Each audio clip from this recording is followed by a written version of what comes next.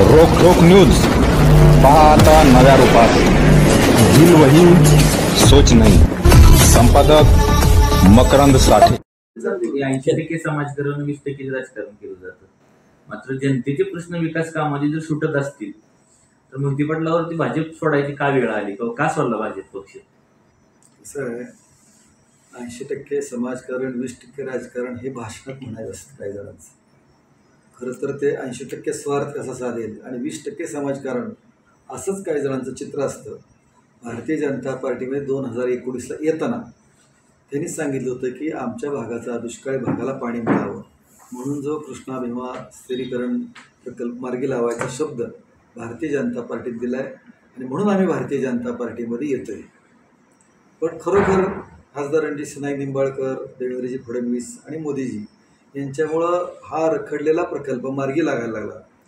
कृष्णा मीरा देवघरच्या कॅनॉलच्या कामासाठी 3,900 कोटीची तरतूद झाली। प्रधानमंत्री सिंचाई योजनेमध्ये त्याचा समावेश केला खासदारांच्या प्रयत्नांमुळे आणि 967 कोटीच्या निविदा निघाल्या। प्रत्यक्ष काम सुरू झालं।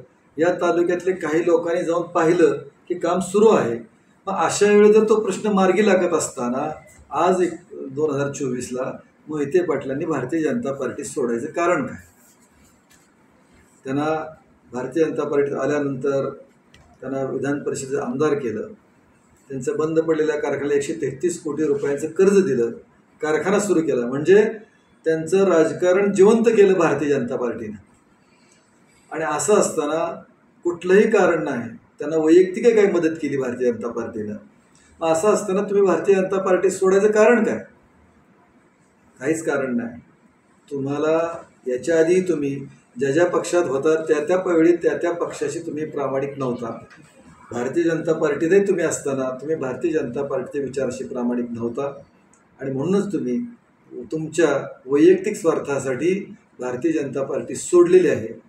तुम्ही भारतीय जनता पार्टीने राष्ट्रवादी धरलेली आहे आणि तशाच पद्धतीनं उत्तमराव जानकरांनी सुद्धा वैयक्तिक स्वार्थासाठीच भारतीय जनता पार्टी मी नव्हतो म्हणतात, पण मला 10 वर्ष फसवलं। तुम्हाला 10 वर्ष भारतीय जनता पार्टीने फसवलं, पण तुम्ही 2017 भारतीय जनता पार्टीत आपण सगळ्यांनी प्रवेश केला। 2019 विधानसभेत तुम्ही भारतीय जनता पार्टी सोडली। मग तुम्ही 10 वर्ष भारतीय जनता पार्टी तुम्हाला फसवलं कसं? तुम्ही तर अजितदादा पवार गटाचे का पदाधिकारी म्हणता, मग भारतीय जनता पार्टी तुम्हाला फसवलं कसं? तेव्हा हे दोघांनी स्वार्थासाठी जनतेला मूर्ख बनवत आहेत हे जनतेच्या लक्षात आलेलं आहे आणि म्हणून तुम्हाला या निवडणुकीमध्ये त्याचा परिणाम दिसेल।